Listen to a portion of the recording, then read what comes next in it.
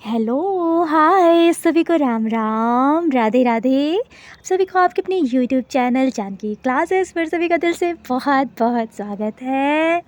I hope कि आप सभी लोग बढ़िया होंगे, मस्त भी होंगे और अपने तैयारी में भी लगे होंगे।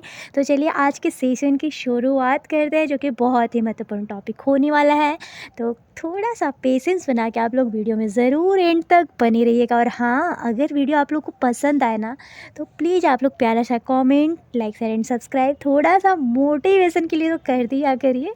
तो चलिए आज के सेशन की शुरुआत करते हैं। आपका फर्स्ट क्वेश्चन है आपका स्क्रीन पर कि वाष्पन के कारण शीतलन की प्रक्रिया तब धीमी होती है जब वायुमंडल के संपर्क में आने वाले जल के पृष्ठ का क्षेत्रफल बढ़ता है और वायु के बहने की चाल अधिक हो जाती है, बढ़ता है और वायु के बहने की चाल कम हो जाती है, घटता है और वायु के बहने की चाल जो होती है कम होती है, घटता है और वायु के बहने की चाल अधिक होती है। तो जब वाष्पन के कारण शीतलन की प्रक्रिया धीमी होगी तब आपकी वायुमंडल के संपर्क में जो आने वाले जल पृष्ठ का क्षेत्रफल होता है वो घटता है और वायु के बहने की चाल जो हो जाती है वो कम हो जाती है। इसलिए आपका थर्ड ऑप्शन यहाँ पे सही हो जाएगा। चलिए नेक्स्ट देख लेते हैं।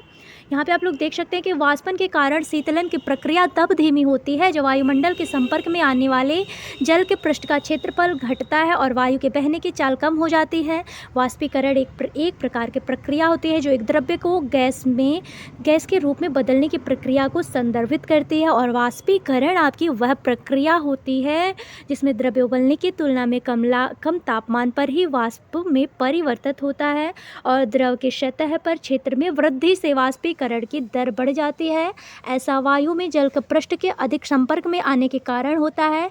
अतः द्रव का पृष्ठीय क्षेत्रफल कम होने से वाष्पन की दर कम हो जाती है और द्रव्य के तापमान में वृद्धि से वाष्पीकरण की दर बढ़ जाती है। इसके विपरीत द्रव का तापमान में कमी करने से वाष्पीकरण की दर घटती जाती है। नेक्स्ट है कि निम्नलिखित में से कौन सा डिजाइन सौराष्ट्र गुजरात में रंगोली और कढ़ाई के लिए किया जाता है। ऑप्शन में दे रहा है आप लोगों को चौकपुरना, नागगुफन, मंदाना अथवा आरीपन। तो यहाँ पे आपका राइट ऑप्शन हो जाएगा सेकंड, आपके नागगुफन।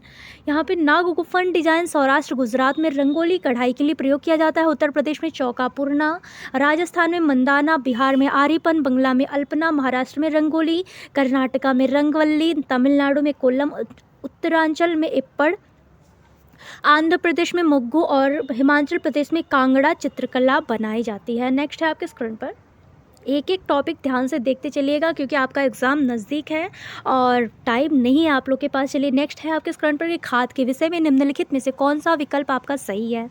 यह मृदा की जल धारणा क्षमता में वृद्धि करता है। यह गैसों का विनिमय रोकने के लिए मृदा को अरंध्री बनाता है। अथवा यह मित्र जीवाणुओं की संख्या में वृद्धि करता है। अथवा यह मृदा की संरचना को बेहतर बनाता है। यहाँ पे ऑप्शन दे, यहाँ आप लोगों से बोल रहा है ना कि यह मृदा की जल धारणा क्षमता में वृद्धि करता है। ये तो बिल्कुल सही बात है, लेकिन ये बोल रहा है कि गैसों के विनिमय रोकने के लिए मृदा की अरंध्री बनाता है, ये बात गलत बोल रहा है। और बोल रहा है कि यह मित्र जीवाणुओं की संख्या में वृद्धि करता है, तो बिल्कुल सही है। यह मृदा की संरचना को बेहतर बनाता है, तो यहाँ पे आपका राइट आंसर हो जाएगा ए, सी एंड डी। यहाँ पे आपसे क्वेश्चन में क्या पूछा है, देखे है ना कि खाद के विषय में निम्नलिखित में से कौन सा विकल्प आपका सत्य होगा। तो यह मृदा की जल धारणा में क्षमता में वृद्धि करता है, यह मित्र जीवाणुओं की संख्या में वृद्धि करता है, यह मृदा की संरचना को बेहतर बनाता है। आपका ए बी सी सही है, बी सी एन डी सही है अथवा ए सी एन डी सही है। तो यहाँ पे आपका राइट आंसर थर्ड हो जाएगा। क्या हो जाएगा, सी सही है।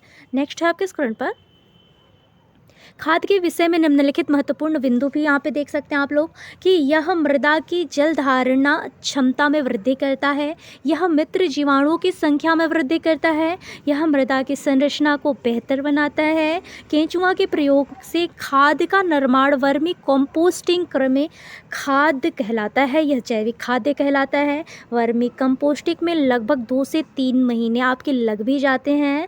इस प्रकार आपका थर्ड विकल्प सही है। चलिए नेक्स्ट है आपके स्क्रीन पर। और एक और चीज़ देखिए, केचुआ जो होता है ना आपके किसान का मित्र माना जाता है। केचुआ हुआ आपका, और फिर आपका सांप जो हुआ इसे आपके किसान का मित्र माना गया है। चलिए अब नेक्स्ट है आपका स्क्रीन पर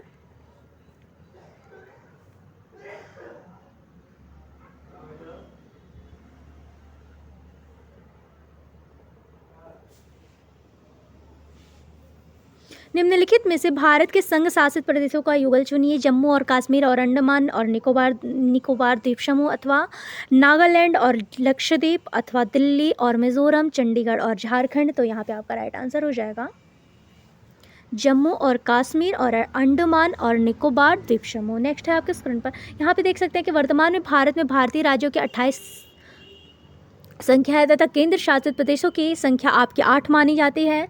राज्य आपकी दिल्ली जो है, राजधानी इसकी नई दिल्ली है, लद्दाख की लेह है, जम्मू कश्मीर का श्रीनगर है, चंडीगढ़ है, पुदुचेरी है, लक्षद्वीप का वारत्ती है, और आपके अंडमान निकोबार द्वीप का पोर्ट ब्लेयर है, और आपके दादन नगर हवेली और दमन एवं दीव का दमन है। इसलिए आपके जम्मू कश्मीर और अंडमान निकोबार द्वीप समूह जो भारत के संघ शासित प्रदेशों की सही युगल है। नेक्स्ट क्वेश्चन दे रहा है आपके स्क्रीन पर कि the high of the peak of Mount Everest from the sea level is. Mount Everest पर चोटी की समुद्र तल से आपकी ऊंचाई कितनी है? तो यहाँ पे आपका राइट आंसर हो जाएगा 8848 मीटर। यहाँ पे चलिए नेक्स्ट है आपके स्क्रीन पर, माउंट एवरेस्ट के दक्षिणी एशिया के सर्वोत्तम पर्वत चोटी है जो कि नेपाल देश में स्थित है। विश्व की सबसे ऊंची पर्वत चोटी भी मानी जाती है। इसकी समुद्र तल से ऊंचाई जो है 8848 मीटर है। 1953 में तेंजिंग नोर्गे एवं एडमंड हिलेरी ने एवरेस्ट फतह करने वाले पहले व्यक्ति बने थे। चीनी और नेपाली सरकारों ने हाल ही में 2020 में इसकी ऊंचाई जो है 8848.86 मीटर मापी है। चलिए अब नेक्स्ट क्वेश्चन है आपके स्क्रीन पर कि धूम्र कोहरे के विषय में निम्नलिखित में से कौन सा विकल्प सत्य है? प्रायः सर्दियों से बनता है, धुएं और कोहरे से बनता है, ओजोन का अपक्षय करता है, अथवा दमा और खांसी उत्पन्न करता। ऑप्शन दे रहा है ACND सही है, ABC सही है, अथवा आपका ABD सही है, अथवा BCND सही है। यहाँ पे ऑप्शन में दे रहा है आप लोगों को कि प्रायः जो है ये सर्दियों से बनता है, धुएं और कोहरे से बनता है।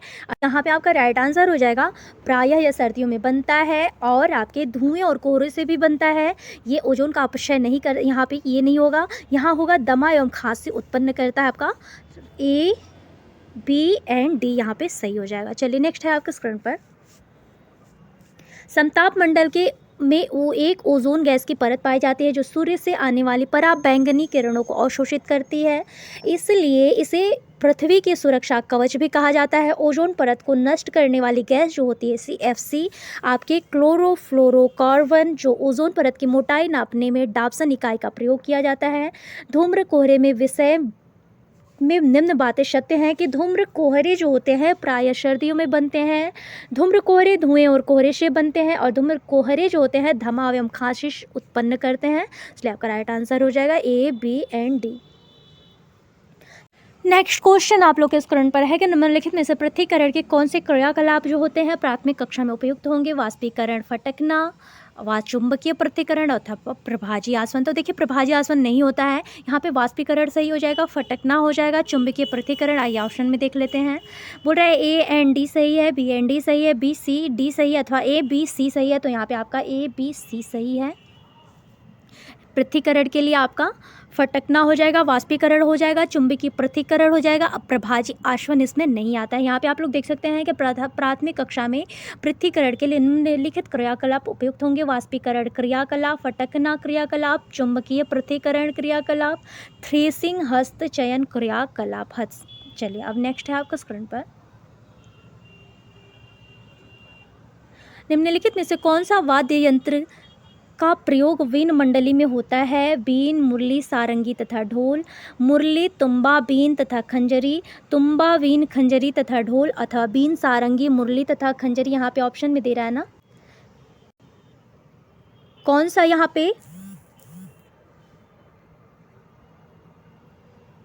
आपका मंडली में होता है? तो मंडली में अगर होता है तो आपका हो जाएगा तुम्बा, बीन और खंजरी तथा ढोल। मुझे लग रहा था नहीं होगा, यहाँ पे हो जाएगा तुम्बा, बीन और खंजरी तथा ढोल। आपका थर्ड ऑप्शन यहाँ पे सही हो जाएगा। चलिए नेक्स्ट देख लेते हैं,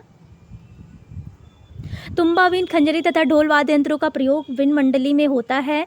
वाद्य यंत्र का निर्माण या प्रयोग संगीत की ध्वनि निकालने के प्रयोजन के लिए होता है। सिद्धांत रूप से कोई भी वस्तु जो ध्वनि में पैदा करती है वाद्य यंत्र कही जाती है। नेक्स्ट है आपका स्क्रीन पर कि वन किसी राष्ट्र की प्रकृति संपदा के सूचक होते हैं।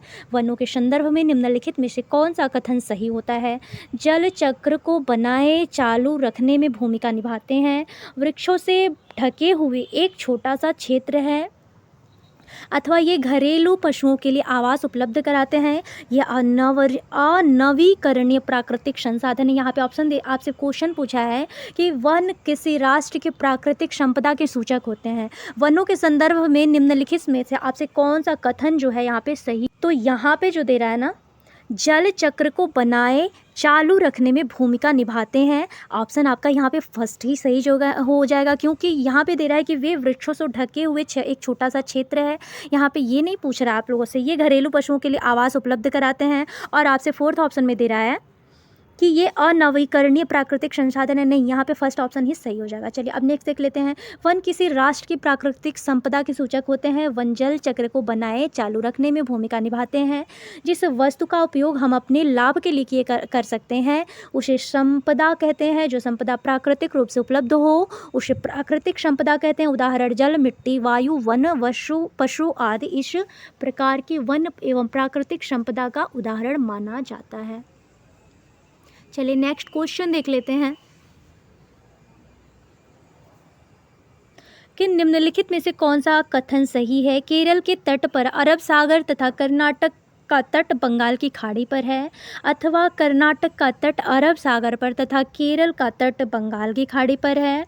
और यहाँ पे ऑप्शन दे रहा है केरल और कर्नाटक जो है आपके दोनों तट बंगाल की खाड़ी पर हैं। और यहाँ पे दे रहा है आप लोगों से कि केरल और कर्नाटका जो है दोनों के तट आपके अरब सागर पे। तो यही आपका फोर्थ ऑप्शन यहाँ पे सही हो जाएगा। यहाँ पे क्वेश्चन पूछा है ना आप लोगों से कि कौन सा आपका निम्नलिखित में से सही कथन चुनिए। तो यहाँ पे केरल का तट अरब सागर तथा कर्नाटक का तट बंगाल की खाड़ी पर नहीं है। कर्नाटक का तट अरब सागर पर स्थित है तथा केरल का तट बंगाल खाड़ी पर नहीं, ये भी रॉन्ग है। और यहाँ पे दे रहा है कि केरल और कर्नाटक दोनों के तट बंगाल की खाड़ी पर नहीं, आपके अरब सागर पर हैं। चलिए यहाँ पे आप लोग देख सकते हैं केरल और कर्नाटक दोनों राज्य की सीमा अरब सागर के तट पर है।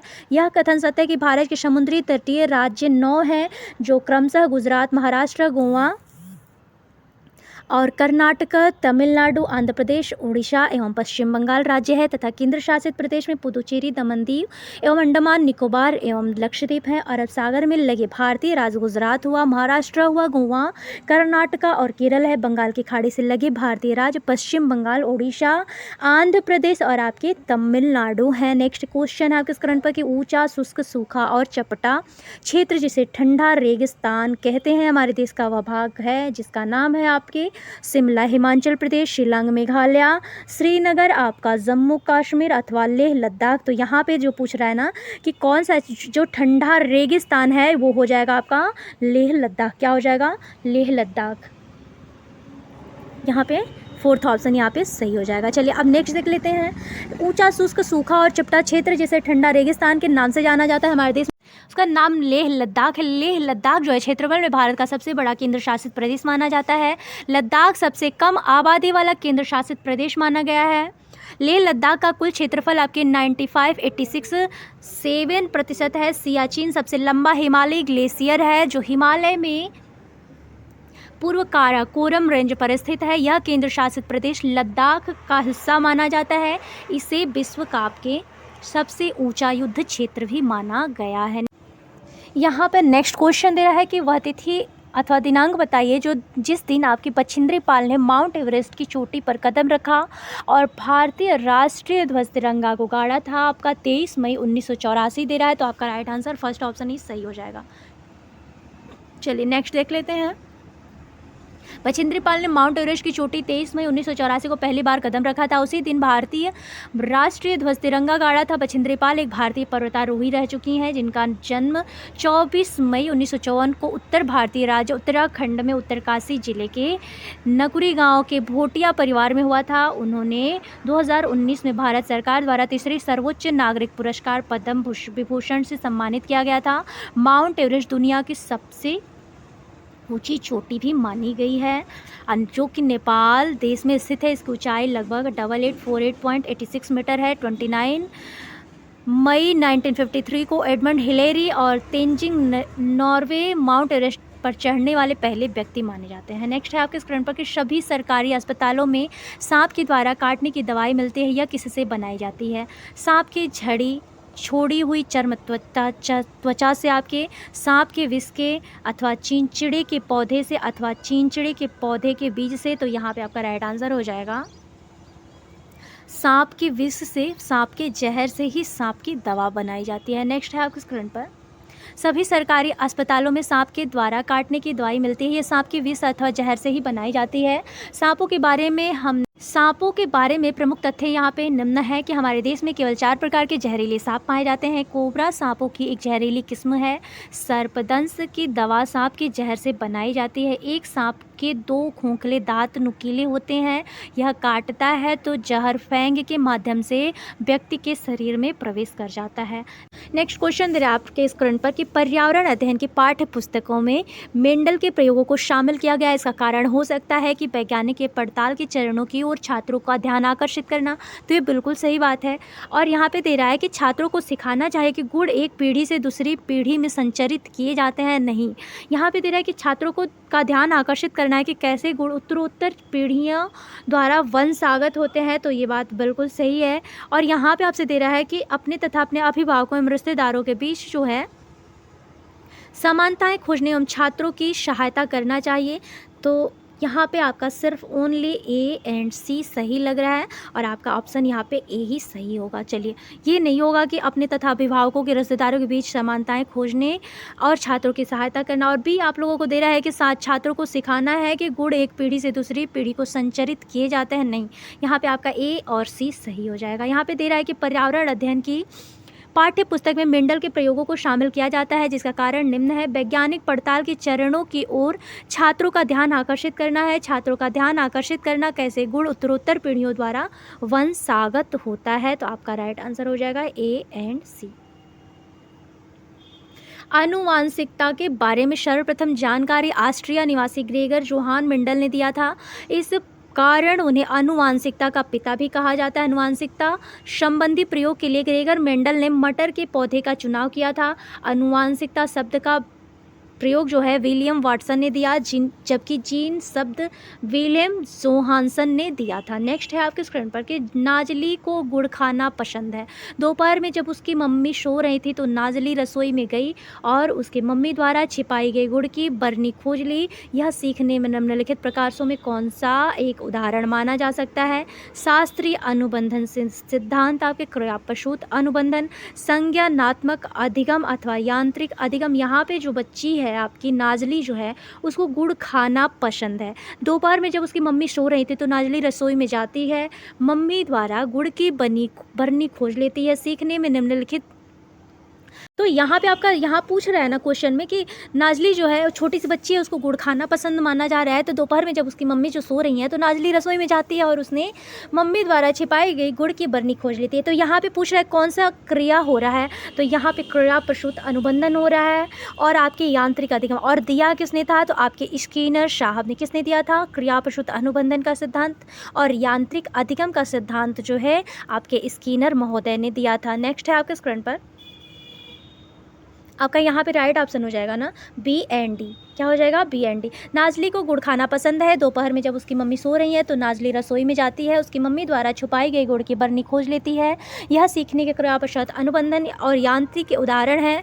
क्रियापशुत अनुबंधन का सिद्धांत आपके BF स्किनर ने दिया था। कक्षाओं में शिक्षण यंत्रों को स्किनर महोदय ने लोकप्रिय किया था। BF स्किनर एक अमेरिकी मनोवैज्ञानिक व्यवहारवादी थे जिन्होंने 1950 में शिक्षण यंत्रों की अवधारणा प्रस्तुत की थी। देखिए, इतना हार्ड क्वेश्चन आपके EVS में पूछा है, इसीलिए बोल रही हूँ कि एक एक टॉपिक अगर आप लोग ध्यान से देखते चलेंगे तो बहुत ईजिली वे में आप लोग सीख जाएंगे। नेक्स्ट है आपके स्क्रीन पर निम्नलिखित में से कौन सा कथन सतत एवं समग्र मूल्यांकन अवधारणा के सतत पथ से संबंधित है?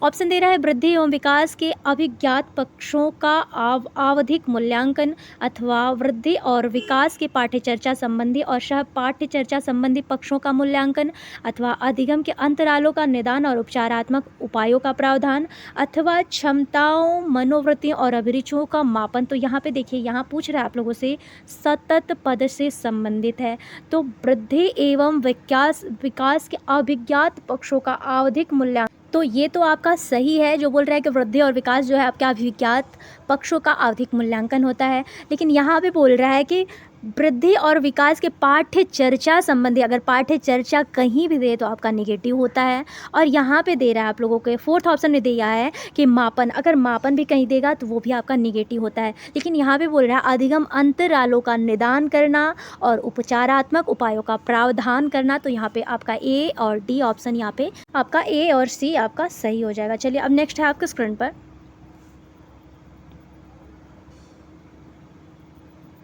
वृद्धि और विकास के अभिज्ञात पक्षों का आवधिक मूल्यांकन तथा अधिगम अंतरालों का निदान उपचारात्मक उपायों का प्रावधान। यह दोनों कथन सतत और समग्र मूल्यांकन अवधारणा के सतत पद से संबंधित होता है। सतत और व्यापक मूल्यांकन, जिसे आमतौर पर CCE के रूप में जाना जाता है, CBSE द्वारा 2009 में शिक्षा के अधिकार अधिनियम के साथ मूल्यांकन की यह स्कूल आधारित प्रणाली के रूप में पेश किया गया। सतत और व्यापक मूल्यांकन CCE के उद्देश्य से बच्चों के विकास के सभी पहलुओं का मूल्यांकन करना है, क्योंकि यह संज्ञानात्मक, मनोगत्यात्मक और भावनात्मक पक्ष से सहित छात्रों का सर्वांगीण विकास को सुनिश्चित करता है। पर्यावरण अध्ययन, पर्यावरण का वह अध्ययन है जो संबंधित है हमारे पास पड़ोस में जिससे हम रहते हैं। इसके अंतर्गत मूल विषय तथा उप विषय होते हैं। निम्नलिखित में से कौन सा मुख्य विषय माना जाता है? आपका ऑप्शन दे रहा है संबंध, पेड़ पौधे, कार्य एवं खेलकूद, अथवा चीज़ें जो हम बनाते हैं तथा करते हैं। यहाँ पे उप विषय पूछ रहा है आपसे, क्या पूछ रहा है यहाँ पे? तो यहाँ पे आपसे पूछ रहा है ना कि संबंध, पौधा हुआ, कार्य एवं खेलकूद, चीज़ें जो हम बनाते हैं करते हैं। तो यहाँ पे आपका फोर्थ ऑप्शन सही हो जाएगा। पर्यावरण अध्ययन, पर्यावरण का वह अध्ययन है जो संबंधित हमारे पास पड़ोस से जिसमें हम रहते हैं। इसके अंतर्गत आपके 6 मूल विषय तथा 4 उप विषय हैं जो कि निम्न है। मूल विषय परिवार और दोस्त, जो हम चीज़ें जो हम बनाते हैं तथा करते हैं, भोजन, घर, आश्रय, पानी, यात्रा। और यहाँ पे उप विषय में आ जाएगा संबंध, कार्य, खेल और जानवर और पौधे। चलिए अब नेक्स्ट है आपके स्क्रीन पर पर्यावरण अध्ययन की पाठ्य पुस्तक में एक पाठ लोगों के विस्थापन पर है जिसका शीर्षक है हमारे लिए कोई स्थान नहीं है। यह बच्चों को जानकार और संवेदनशील बनाने के उद्देश्य से है, उन लोगों की पीड़ा के बारे में जिन्हें उनकी जन्मभूमि से विकास के नाम पर विस्थापित कर दिया गया है, अथवा आपका किस देश के विकास हेतु लोगों का विस्थापन आवश्यक है, अथवा शहरी लोग कूड़ा करकट उत्पन्न नहीं करते हैं, शहर झुग्गियों के कारण गंदे होते हैं, अथवा एक बड़े शहर में ग्रामीण लोगों की जीवन बेहतर होता है। ऐसा नहीं है कि किसी बड़े शहर में आप लोग जाएंगे तो आप लोग का जीवन बेहतर हो जाएगा, ऐसा नहीं है। इसलिए ये ऑप्शन तो गलत हो गया। यहाँ पे आप लोगों से दे रहा है कि शहरी लोग जो होते हैं कूड़ा करकट कैसे नहीं उत्पन्न करते हैं, बिल्कुल गलत है। यहाँ पे दे रहा है कि देश के विकास हेतु लोगों का विस्थापन जो है आवश्यक है, और यहाँ पे दे रहा है कि उन लोगों को की पीड़ा के बारे में जिन्हें उनकी जन्मभूमि से विकास के नाम पर विस्थापित किया। तो विस्थापित करना जो होता है यहाँ पे जो है बच्चे की जो आपकी क्वेश्चन पूछा है ना आप लोगों से कि इसमें बच्चे को संवेदनशील बनाना है, तो उन लोगों की पीड़ा के बारे में जाने जिनसे उनकी जन्मभूमि से उनके विकास के नाम पर विस्थापित कर दिया गया है। इसलिए आपका यहाँ पे फर्स्ट ऑप्शन ही सही हो जाएगा। चलिए अब नेक्स्ट देख लेते हैं। पर्यावरण अध्ययन की पाठ्यपुस्तक में एक पाठ लोगों के विस्थापन पर है जिसका शीर्षक है हमारे लिए कोई स्थान नहीं है, उन लोगों की पीड़ा के बारे में जिन्हें उनकी जन्मभूमि से विकास के नाम पर विस्थापित कर दिया गया है, या बच्चों को जानकार और संवेदनशील बनाने के लिए उद्देशित किया जा सकता है। बालकों को उन बातों से परिचित कराना है कि जिनको विकास के नाम पर घर से विस्थापित किया गया है उनको किन समस्या का सामना करना होता है। नेक्स्ट क्वेश्चन है कि निम्नलिखित में से कौन सा कथन पर्यावरण अध्ययन की कक्षा 3 से 5वीं तक की पुस्तकों में ढेर चित्रों को शामिल करने की सर्वाधिक सटीक व्याख्या करती है। चित्र बच्चों को आकर्षित करती है, बच्चे विकास के मूर्त संक्रियात्मक अवस्था में हैं, अथवा बच्चे चित्रों के माध्यम से अवधारणाओं को जल्दी समझते हैं, अथवा चित्र से किताब आकर्षक आकर्षक बनती है। यहाँ पे आप लोगों से दे रहा है ना कि उनको सटीक व्याख्या करना है, चित्रें जो है शामिल करना है, सर्वाधिक सटीक व्याख्या करते हैं। तो यहाँ पे आपसे ऑप्शन दे रहा है चित्र बच्चों को आकर्षित करते हैं, अथवा आपको दे रहा है कि बच्चे विकास के मूर्त संक्रियात्मक अवस्थाएं। तो देखिए अगर प्रतीकात्मक होता है ना, तो आपकी जीन पियाजे ने प्रतीकात्मक अवस्था का सिद्धांत दिया है जो कि आपके मूर्त अवस्था में आ जाता है। तो यहाँ पे चित्र की बात हो रही है तो प्रतीकात्मक, तो यहाँ पे आपका बी ऑप्शन सही हो जाएगा। और फिर यहाँ पे बोल रहा है कि बच्चे जो है चित्रों के माध्यम से अवधारणाओं को जल्दी समझते, बिल्कुल सही बात है। अगर चित्र रहेगा ना तो बच्चे बहुत जल्दी दिमाग लगाते हैं और उनको सीखने में भी आसानी होती है, इसलिए आपका यहाँ पे बी और सी सही लग रहा है। लेकिन यहाँ पे दे रहा है कि चित्रों से किताब आकर्षक बनती है, ऐसा नहीं है। चित्र बच्चों को आकर्षित करना है, चाहे चित्र से बच्चे किताब जो है आकर्षक होती है, ऐसा नहीं है। बच्चों को यहाँ पे सिखाना है ना, तो आपका बी और सी सही हो जाएगा। चलिए नेक्स्ट है आपके स्क्रीन पर, यहाँ पे आपका बी एंड सी। बच्चे विकास के मूर्त संक्रियात्मक अवस्था में और बच्चे चित्रों के माध्यम से अवधारणा को जल्दी समझते हैं। यह दोनों कथन पर्यावरण अध्ययन की कक्षा 3री से 5वीं तक की पुस्तकों में ढेर सारे चित्रों को शामिल करने की सर्वाधिक सटीक व्याख्या करते हैं। जब छात्र सीखने के कार्यों में एक दूसरे के साथ जुड़ते हैं तो वे सामग्री को बेहतर ढंग से याद करते हैं। ये पता लगाते हैं कि कैसे अपने नए ज्ञान को अधिक प्रभावी ढंग से लागू और विस्तारित किया जाए। जब डिजाइन किए गए समूहों कार्यों शिक्षक द्वारा पढ़ाया जाता है तो छात्रों को वास्तविक जीवन के अनुभवों से जोड़कर पढ़ाया जाता है। नेक्स्ट है कि एक अध्यापक के लिए बीज का अंकुरण का विषय पढ़ाने के लिए प्रभावशाली तरीका क्या होगा। ऑप्शन दे रहा है आप लोगों से कि विद्यार्थियों को एक सजीवक एनिमेटेड वीडियो दिखाने के लिए कहना जिससे सबूत मांग के बीजों का अंकुरण दिखाया गया हो, अथवा मूंग के बीजों का अंकुरण का चार्ट बनाना, अथवा विद्यार्थियों से आपके मूंग के बीजों का अंकुरण करने के लिए कहना तथा अपने अवलोकन रिकॉर्ड करने को कहना, अथवा मूंग के बीजों के अंकुरण का मॉडल बनाना। यहाँ पे देखिए क्या बोल रहा है कि विद्यार्थियों को एक सजीवक एनिमेटेड वीडियो देखने के लिए कहेंगे जिससे सबूत मूंग के बीजों का अंकुरण दिखाया गया हो। ठीक है, ये तो बहुत हद तक सही नहीं लग रहा है। यहाँ पे दे रहा है कि मूंग के बीजों का अंकुरण चार्ट बनाएंगे, इससे बच्चे नहीं सीख पाएंगे जल्दी। यहाँ पे दे रहा है आप लोगों से थर्ड ऑप्शन में दिया है कि विद्यार्थियों से मूंग के बीजों का अंकुरण करने के लिए कहेंगे तथा अपने अवलोकन रिकॉर्ड करने के लिए कहेंगे। तो यहाँ पे जो है ज़्यादा सही लग रहा है ऑप्शन फोर्थ भी देख लीजिए आप लोग कि यहाँ पे बोल रहा है कि मूंग के बीजों का अंकुरण का मॉडल बनाने के लिए यहाँ पे नहीं बोल रहा है, यहाँ पे आपका थर्ड ऑप्शन ही सही हो जाएगा। चलिए यहाँ पे दे रहा है एक अध्यापक के लिए बीज का अंकुरण के विषय में पढ़ाने के लिए विद्यार्थियों से मूंग के बीजों का अंकुरण करने के लिए कहना है तथा अपने अवलोकन रिकॉर्ड करने के लिए कहना है। यह सबसे प्रभावशाली तरीका होगा। करके सीखना या गतिविधि उपागम अनुभवात्मक अधिगम की प्रक्रिया का अभिन्न अंग माना जाता है। छात्र मूंग के अंकुरों के अंकुरण को देखकर बच्चे बीज के अंकुरण के बारे में देखेंगे, अनुमान लगाएंगे। अतः हम यह निष्कर्ष निकालते हैं कि अंकुरण की प्रक्रिया को समझने के लिए सबसे उपयुक्त गतिविधि आपके मूंग से अंकुर को निकलते हुए देखना है। राष्ट्रीय पाठ्य चर्चा की रूपरेखा एनसीएफ 2005 इस बात पर जोर देती है कि पर्यावरण अध्ययन की शिक्षा होनी चाहिए। कैसी होनी चाहिए?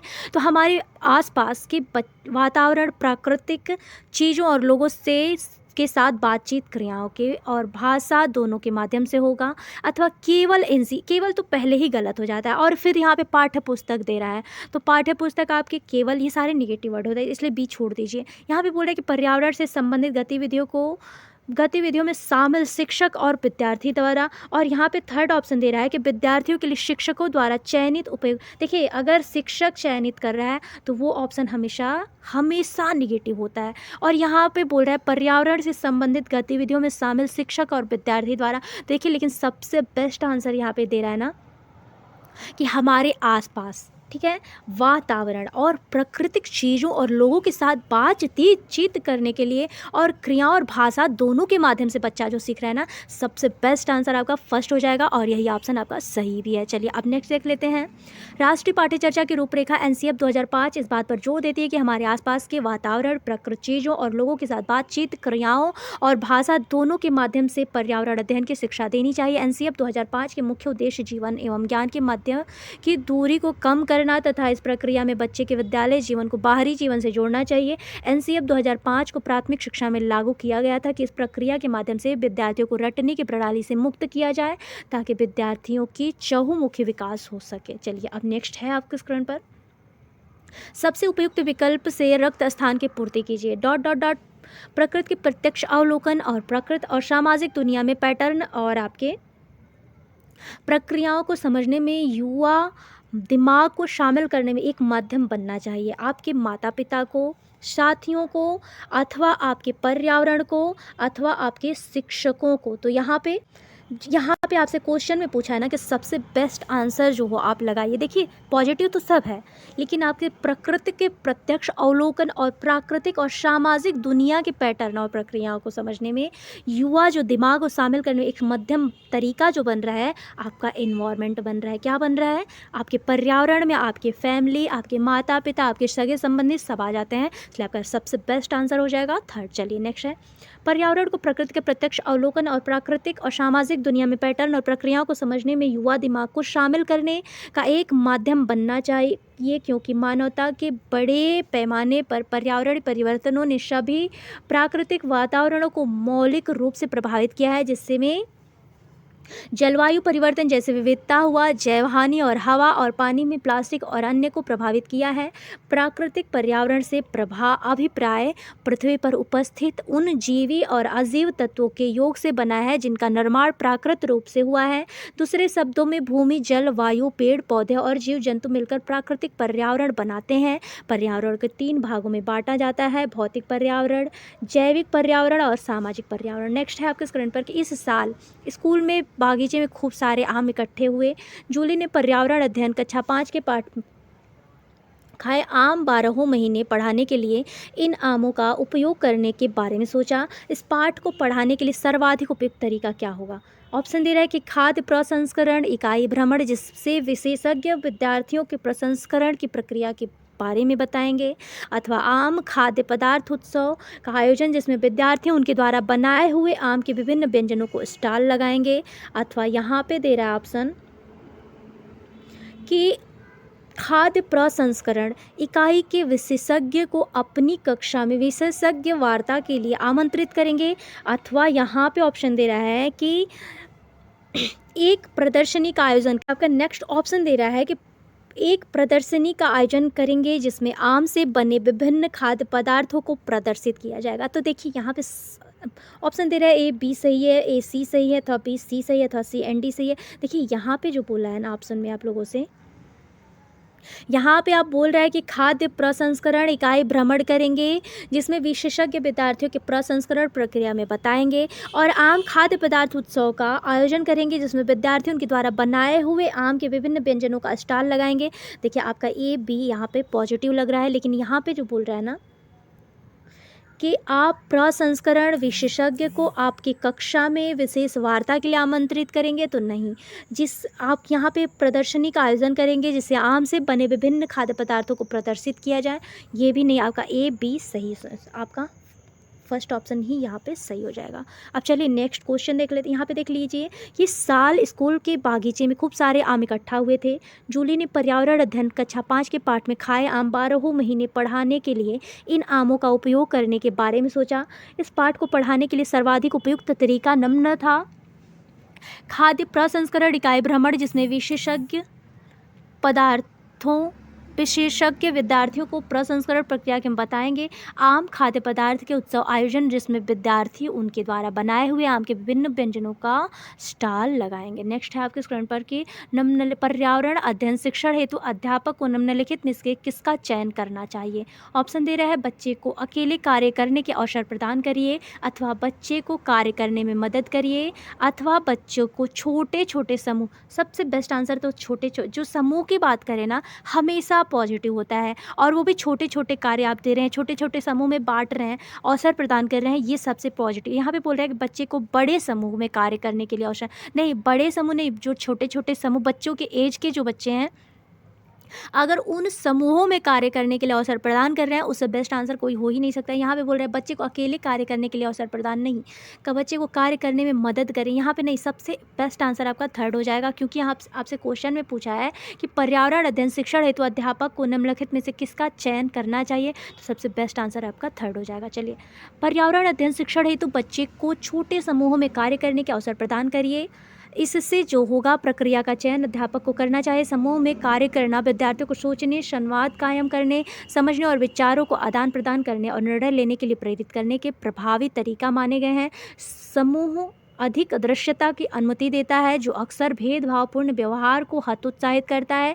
वे सदस्यों को एक दूसरे के बारे में जानेंगे, प्रोत्साहित करेंगे, प्रत्येक व्यक्ति द्वारा प्रदान किए जा सकने वाले ज्ञान और कौशल की सराहना भी करेंगे। नेक्स्ट है आपके स्क्रीन पर कि कक्षा 3 के पर्यावरण अध्ययन में विषय पाठ जल में जिन महत्वपूर्ण संप्रत्यों विषयों पर ध्यान दिया गया है वे क्या है?